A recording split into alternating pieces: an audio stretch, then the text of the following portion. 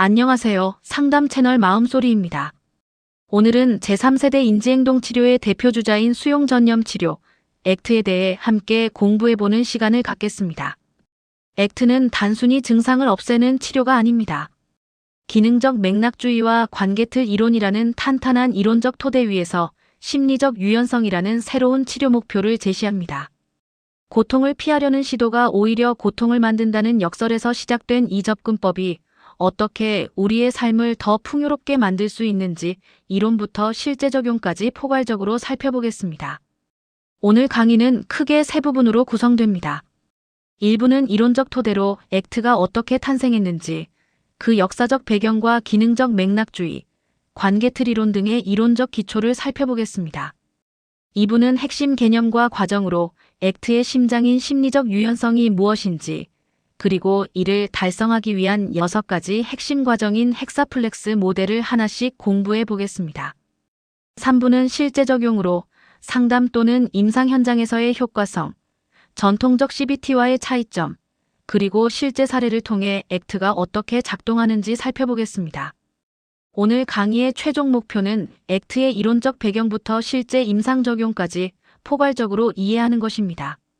이론만 아는 것이 아니라 실제로 내담자와 만날 때 어떻게 적용할 수 있을지까지 연결해서 생각해보는 시간이 되기를 바랍니다. 액트의 역사는 1982년 한 사람의 문제의식에서 시작됩니다. 네바다 대학교의 스티븐 헤이즈 교수는 기존의 인지행동 치료를 보면서 이런 의문을 가졌습니다. 왜 사람들은 부정적인 생각을 바꾸려고 노력할수록 더 고통스러워할까? 그의 핵심 통찰이 바로 이것입니다. 고통을 피하려는 시도 자체가 고통을 만든다. 불안을 없애려고 애쓸수록 불안이 커지고 우울을 몰아내려 할수록 우울이 깊어진다는 역설 말입니다. 초기에는 종합적 거리두기라는 이름으로 시작되었지만 2001년 관계틀 이론이라는 강력한 이론적 토대가 완성되면서 액트는 비로소 완전한 모습을 갖추게 됩니다. 현재 액트는 전 세계적으로 1000건 이상의 무작위 대조군 연구를 통해 검증된 근거 기반 치료법으로 제3세대 인지행동 치료의 흐름을 이끌고 있습니다. 디지털 헬스케어부터 조직 상담까지 그 적용 범위도 계속 확장되고 있습니다. 액트를 제대로 이해하려면 제3세대 CBT가 무엇인지 알아야 합니다. 마치 스마트폰의 1세대, 2세대, 3세대가 각각 다른 기능을 가지고 있듯이 인지행동 치료도 3세대로 발전해왔습니다. 1세대 행동치료는 눈에 보이는 행동을 직접 바꾸는데 집중했습니다. 개 침분비 실험으로 유명한 파블로프의 고전적 조건화가 대표적이죠. 2세대 인지치료는 생각이 감정과 행동을 결정한다며 비합리적 신념을 논리적으로 반박하고 수정하는 데 주력했습니다. 우리가 흔히 아는 CBT가 바로 이것입니다. 3세대 액트는 여기서 한 걸음 더 나아갑니다. 생각의 내용을 바꾸는 게 아니라 생각과의 관계를 바꿉니다. 이 생각이 사실인가?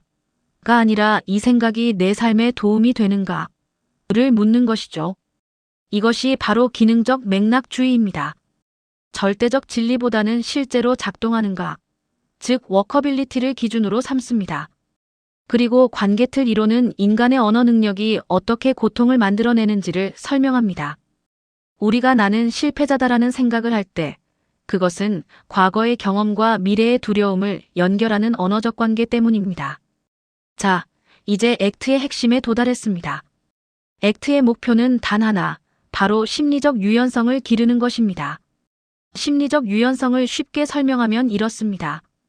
불편한 감정이나 생각이 있어도 현재 순간에 깨어 있으면서 내가 중요하게 여기는 가치를 위해 행동할 수 있는 능력입니다. 반대 개념인 심리적 경직성을 먼저 볼까요? 예를 들어보겠습니다. 경험 회피. 예를 들어 불안하면 안 돼.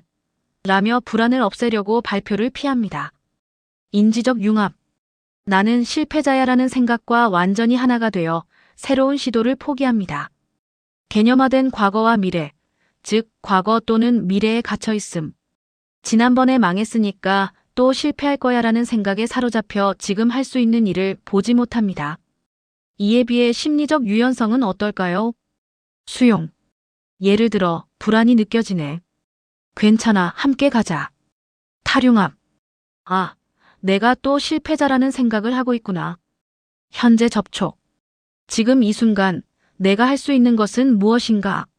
슬라이드의 예시처럼 경직성은 불안해서 발표를 못하겠어이고 유연성은 불안을 느끼면서도 중요한 발표를 위해 단상에 선다입니다. 불안을 없애는 게 목표가 아니라 불안과 함께 살아가는 것이 목표입니다. 이번 페이지의 이 육각형 모델이 바로 액트의 심장, 헥사플렉스입니다. 심리적 유연성이라는 중심 목표를 달성하기 위한 6가지 과정이 유기적으로 연결되어 있습니다. 이 6가지를 외우실 필요는 없습니다. 대신 3개의 기둥으로 기억하십시오. 첫 번째 기둥은 열려있기입니다. 수용은 불편한 경험에 마음의 문을 열기. 인지적 탈융합은 생각과 나 사이에 거리 만들기입니다. 두 번째 기둥은 자각하기입니다. 현재 순간 접촉은 지금 여기에 깨어있기. 맥락으로서의 자기는 관찰자로서의 나를 인식하기입니다. 세 번째 기둥은 참여하기입니다. 가치는 내 삶의 나침반 찾기. 전념 행동은 실제로 발걸음 옮기기입니다. 중요한 점은 이 6가지가 순서대로 진행되는 게 아니라는 것입니다. 마치 오케스트라의 악기들처럼 상황에 따라 어떤 것은 크게, 어떤 것은 작게 연주되면서 아름다운 하모니를 만들어냅니다. 지금부터 이 6가지를 하나씩 자세히 살펴보겠습니다. 첫 번째 과정, 수용입니다. 하지만 여기서 말하는 수용은 체념이나 포기가 아닙니다. 영어로 willingness, 즉 기꺼이 함에 가깝습니다. 수용의 정의는 불편한 내적 경험을 통제하거나 회피하지 않고 의도적으로 공간을 내어주는 태도입니다. 마치 원하지 않는 손님이 찾아왔을 때 문을 걸어 잠그는 대신 들어오세요. 거실 구석에 앉아 계셔도 됩니다. 저는 제 할 일을 계속하겠습니다라고 말하는 것과 같습니다. 왜 수용이 중요할까요? 우리는 보통 불안이나 우울을 적으로 여기고 싸웁니다. 하지만 그 싸움에서 이기기는 어렵고 오히려 더 많은 에너지를 소모하게 됩니다. 액트는 제안합니다.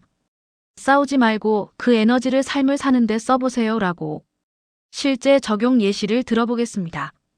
불안과 함께 발표하기. 이는 불안이 사라지면 발표하겠다가 아니라 불안을 데리고 발표한다입니다. 만성 통증을 가진 채로 산책하기. 통증이 완전히 사라지기를 기다리지 않고 통증과 함께 건강을 위한 행동하기. 슬픔을 밀어내지 않고 충분히 느끼기.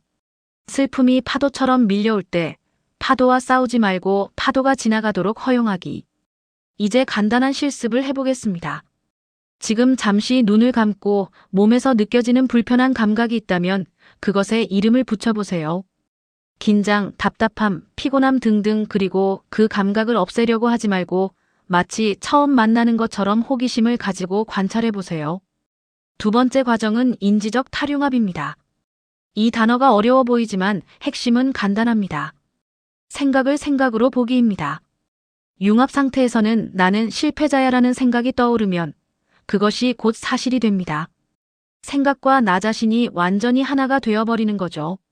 마치 영화를 보다가 완전히 몰입해서 주인공이 위험에 처했을 때 실제로 심장이 뛰는 것처럼요. 탈융합은 영화관에서 한 발짝 뒤로 물러나는 것과 같습니다. 아, 이건 영화구나. 나는 관객이고 저기는 스크린이구나라고 인식하는 것입니다. 생각도 마찬가지입니다. 나는 실패자야가 아니라 아, 내가 지금 실패자라는 생각을 하고 있구나로 바뀝니다. 중요한 점은 우리는 생각의 내용을 바꾸려고 하지 않습니다. 전통적 CBT처럼 이 생각이 비합리적이니까 바꿔야 해가 아니라 이 생각이 내 삶에 도움이 되나? 를 묻습니다. 탈융합 기법들 몇 가지를 소개해 보겠습니다. 문장 또는 구절 붙이기. 나는 무능해서 나는 무능하다는 생각을 하고 있다로. 목소리 변조. 괴로운 생각을 도널드 덕이나 미키마우스 목소리로 말해보기. 시냇물 위에 나뭇잎. 생각들을 나뭇잎에 하나씩 올려서 시냇물에 띄워보내기. 이제 잠시 실습해 보겠습니다. 지금 여러분을 괴롭히는 생각을 하나 떠올려 보세요. 그 생각을 헬륨가스를 마신 목소리로 마음속으로 말해보세요. 어떤 변화가 느껴지시나요? 세 번째 과정은 현재 순간 접촉입니다. 우리가 흔히 말하는 마음 챙김과 매우 유사한 개념입니다. 우리의 마음은 시간 여행자입니다. 과거의 후회로 떠나거나 미래의 걱정으로 날아갑니다. 하지만 실제로 우리가 살 수 있는 곳은 오직 지금 여기뿐입니다. 과거는 이미 지나갔고 미래는 아직 오지 않았으니까요. 자동 조종 모드에서 벗어나는 것이 목표입니다. 출근길에 어떤 풍경을 봤는지, 점심을 먹으면서 무슨 맛을 느꼈는지 기억하지 못하는 상태 말입니다. 현재 순간 접촉의 목적은 지금 이 순간의 상황을 정확히 파악해야 적절한 행동을 선택할 수 있다는 것입니다. 과거나 미래의 생각에 휩쓸려 있으면 지금 무엇이 필요한지, 무엇이 가능한지 알 수 없습니다. 몇 가지 실제 기법들을 소개해보면 호흡단 내리기, 마음이 떠돌아다닐 때마다 호흡으로 돌아오기입니다. 오감각 스캐닝, 지금 보이는 것, 들리는 소리, 느껴지는 촉감 등을 하나씩 인식하기. 3분 호흡 공간, 잠시 멈추고 지금 무엇을 느끼는가 확인하기. 지금 함께 해보겠습니다. 잠시 멈추고 깊게 숨을 한번 쉬어보세요. 발바닥이 바닥에 닿은 감각을 느껴보세요. 그리고 지금 이 순간에 들리는 소리 3가지를 찾아보세요. 에어컨 소리, 누군가의 숨소리, 밖에서 들려오는 소리. 과거도 미래도 아닌 바로 지금 이 순간에 있는 자신을 느껴보세요. 4번째 과정은 조금 철학적일 수 있는 맥락으로서의 자기입니다. 쉽게 말하면 관찰하는 나를 발견하는 것입니다. 우리는 보통 자신을 이렇게 정의합니다. 나는 소심한 사람이야. 나는 우울한 사람이야. 나는 실패자야. 이것을 내용으로서의 자기라고 합니다. 문제는 이런 자기 정의에 갇혀버리면 그 틀을 벗어나기 어려워진다는 점입니다. 액트에서 말하는 맥락으로서의 자기는 다릅니다. 이것은 모든 경험을 지켜보는 배경으로서의 자기입니다. 쉬운 비유로 설명해 보겠습니다. 하늘과 구름. 구름은 계속 변하지만 하늘은 항상 그대로입니다. 즉 생각과 감정은 계속 변하지만 나는 항상 그대로입니다. 무대와 배우. 배우들은 등장했다 퇴장하지만 무대는 변하지 않습니다. 체스판과 말. 체스 말들은 서로 싸우지만 체스판인 나는 그 싸움에 관여하지 않습니다. 치료적 목적은 어떤 경험이 와도 그것을 안전하게 지켜볼 수 있는 관찰자의 자리를 확보하는 것입니다. 나는 우울해가 아니라 우울함을 경험하고 있는 나를 인식하는 것이죠. 간단한 연습으로 5살 때의 자신을 떠올려 보세요. 그때와 지금 생각과 감정은 완전히 다르지만 그것을 경험하는 나는 동일합니다.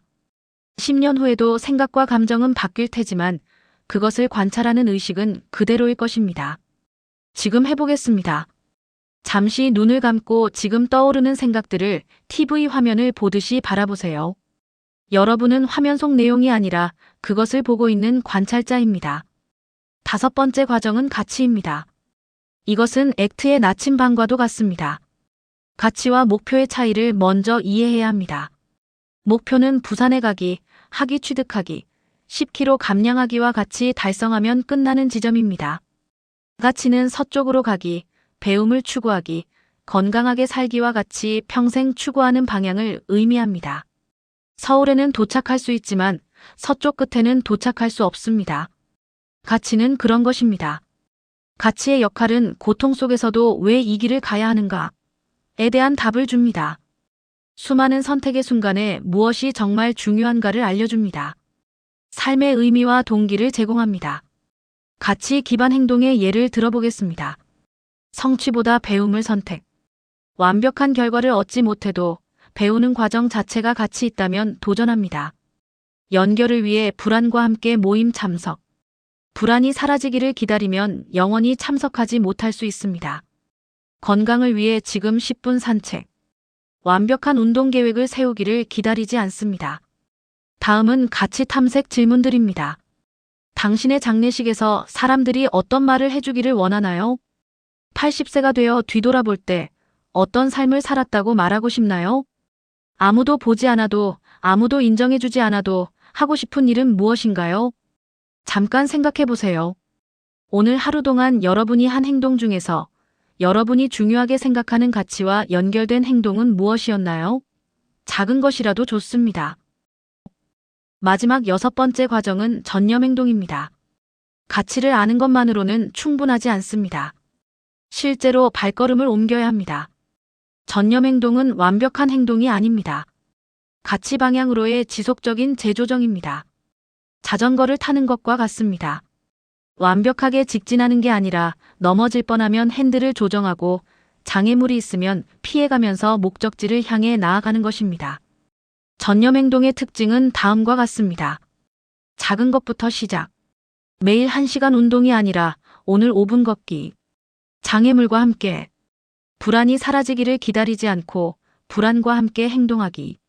재전념. 실패해도 자책하지 않고 다시 같이 방향으로 돌아오기. 실제 예를 들어보겠습니다.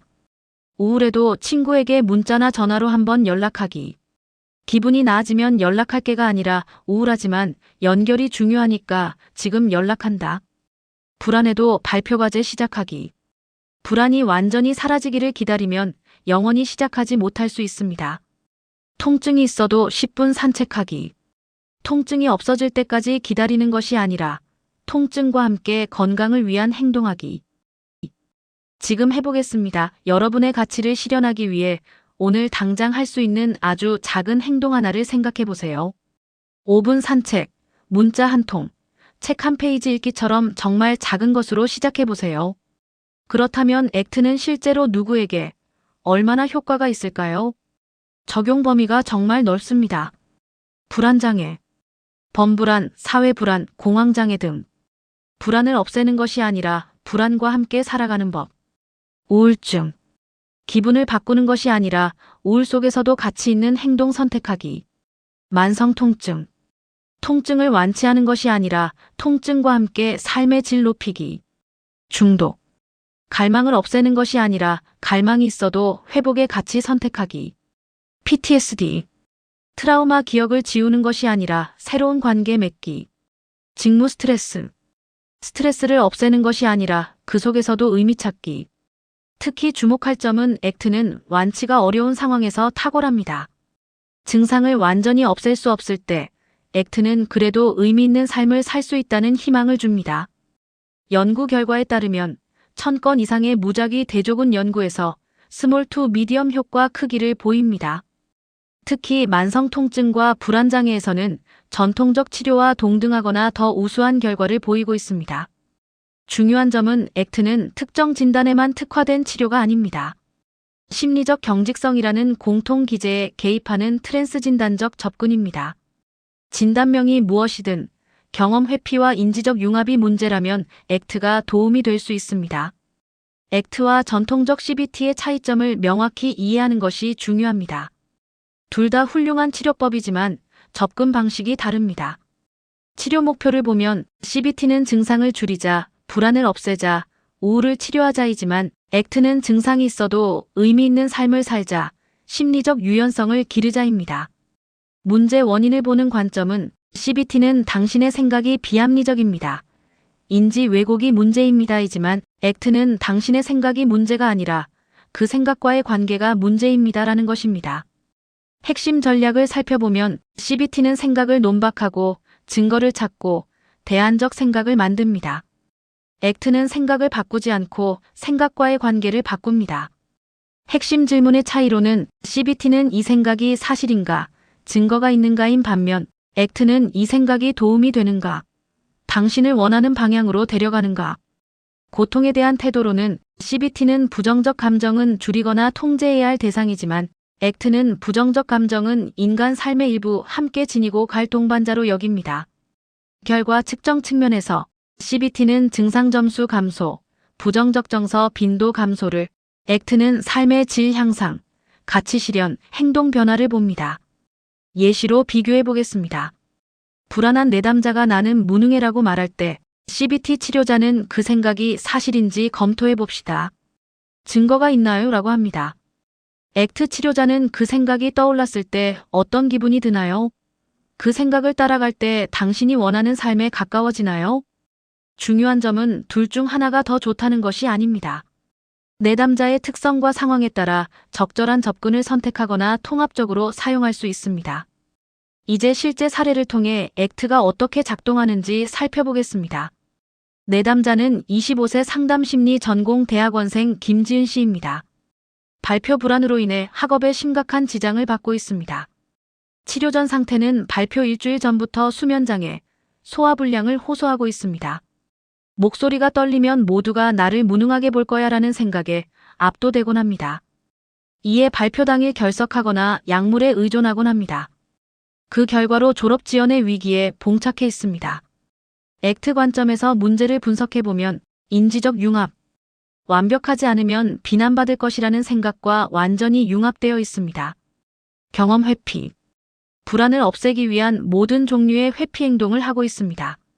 심리적 경직성, 불안이 모든 행동을 지배하고 있습니다. 이제 여러분께서 8 내지 12회기의 상담 및 치료 과정을 진행한다고 하면 1, 2회기는 창조적 절망감 과정입니다. 지금까지 불안을 통제하려던 시도들이 실제로 효과가 있었나요? 통제의 한계를 인식하고 새로운 접근의 필요성을 깨닫는 과정입니다. 3, 4회기는 수용 연습 과정입니다. 떨림을 제거하려 애쓰지 않고 떨림을 데리고 발표하는 개념을 도입합니다. 불안과 함께 살아가기 연습을 합니다. 5, 6회기는 탈융합과 현재 접촉 단계입니다. 나는 무능해에서 이를 라디오에서 나오는 소음 정도로 느끼기를 연습하고 발표 전 감정의 폭풍 속에서도 현재 순간에 마음을 고정시키는 앵커링 기법 등을 연습합니다. 7에서 9회기는 가치 탐색 회기입니다. 남들에게 유능해 보이기 대신 진솔한 소통을 배우는 연습과 진정한 가치의 발견과 명료화를 해봅니다. 10에서 12회기는 전념 행동과 노출입니다. 작은 발표부터 시작하여 점진적 노출을 합니다. 가치 기반 행동 계획과 실행을 해봅니다. 상담 및 치료 후의 변화로는 떨림은 여전히 있지만 발표를 끝까지 완주하게 됩니다. 떨렸지만 전하고 싶은 내용은 전달했다라는 새로운 평가 기준과 함께 불안 수용도 증가, 학업 만족도 향상이 일어납니다. 핵심 변화는 경험 회피와 인지적 융합에서 수용, 탈융합, 가치 기반 행동으로의 전환입니다. 이것이 바로 심리적 유연성의 실제 모습입니다. 액트의 과학적 근거는 얼마나 탄탄할까요? 연구 규모 측면에서 현재까지 1000건 이상의 무작위 대조군 연구가 진행되었습니다. 이는 액트가 단순한 아이디어가 아니라 과학적으로 검증된 치료법임을 의미합니다. 효과 크기를 살펴보면 메타 분석 결과들을 종합하면 액트는 다양한 정신건강 문제에서 스몰 투 미디엄 효과 크기를 보입니다. 이는 임상적으로 의미 있는 변화를 의미합니다. 지속성 측면에서 치료 직후뿐만 아니라 추적 관찰에서도 효과가 유지되는 경향이 있습니다. 이는 액트가 일시적 완화가 아닌 근본적 변화를 만든다는 증거입니다. 특히 흥미로운 발견은 변화 기제에 대한 연구입니다. 전통적으로는 증상이 줄어들어서 삶이 좋아진다라고 생각했습니다.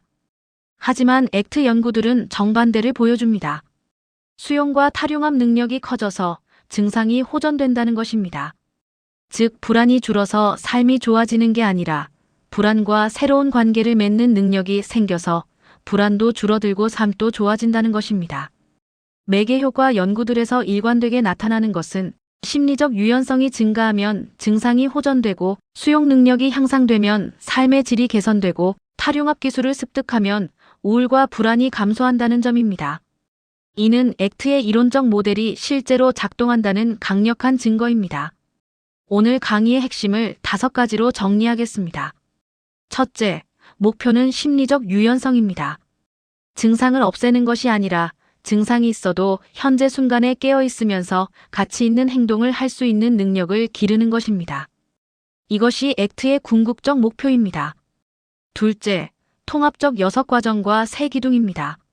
수용, 탈융합, 현재, 자기, 가치, 전념의 6가지 과정이 유기적으로 작용합니다. 이를 열리고 자각하고 참여하는 삶으로 기억하세요. 셋째, 가치 중심의 삶입니다. 고통을 없애는 것이 목표가 아닙니다. 고통과 함께 하더라도 내 삶에서 정말 중요한 것을 향해 나아가는 것입니다. 가치는 고통 속에서도 방향을 제시하는 나침반입니다. 넷째, 트랜스 진단적 접근입니다. 불안, 우울, 통증, 중독 등 진단명에 구애받지 않습니다. 보편적인 인간 고통의 기제인 심리적 경직성에 개입합니다. 이것이 액트가 다양한 문제에 적용될 수 있는 이유입니다. 다섯째, 행동적 실천입니다. 통찰이나 이해에 머무르지 않습니다. 실제 삶의 맥락에서 구체적인 행동 변화를 만들어냅니다. 아무리 좋은 이론도 행동 없이는 의미가 없습니다. 심리 상담이나 심리 치료에 종사하는 여러분께 드리는 제안은 매 회기마다 내담자가 작은 불편함을 수용하고 아주 사소한 가치 행동 하나라도 실천하도록 돕는 것이 핵심입니다. 완벽한 수용이나 완벽한 행동을 기다리지 마세요. 작은 것부터 시작하는 것이 액트의 지혜입니다. 액트를 더 깊이 공부하고 싶으신 분들에게는 본 슬라이드에 있는 학습 자료를 추천해 드립니다. 중요하게 당부드리고 싶은 말은 상담이나 임상의 적용 시에는 반드시 최신 가이드라인과 윤리 규정을 준수해 주시기 바랍니다. 액트는 강력한 도구이지만 적절한 훈련과 슈퍼비전 없이는 효과적으로 사용하기 어렵습니다. 오늘 우리는 액트의 핵심 메시지를 함께 탐구했습니다. 고통을 없애는 것이 아니라 고통을 수용하고 가치 있는 삶으로 나아가는 것. 이 메시지가 단순해 보일 수 있지만 실제로는 우리의 고통에 대한 근본적인 관점 전환을 요구합니다. 고통과 싸우는 대신 고통과 함께 춤추는 것, 증상을 적으로 여기는 대신 동반자로 받아들이는 것, 완벽한 삶을 추구하는 대신 의미 있는 삶을 선택하는 것입니다. 마지막으로 여러분이 내담자들과 만날 때 이 한 가지만 기억해 주세요. 액트는 복잡한 기법이 아니라 삶을 대하는 태도입니다. 내담자가 고통을 피하려 애쓰고 있다면 피하지 말고 함께 가보자고 제안해 보십시오. 그 작은 변화가 내담자의 삶에 큰 자유를 가져다 줄 것입니다. 오늘 함께 해주셔서 감사합니다. 상담 또는 임상 현장에서 액트가 여러분의 내담자들에게 진정한 심리적 유연성을 선물하는 도구가 되기를 진심으로 바랍니다.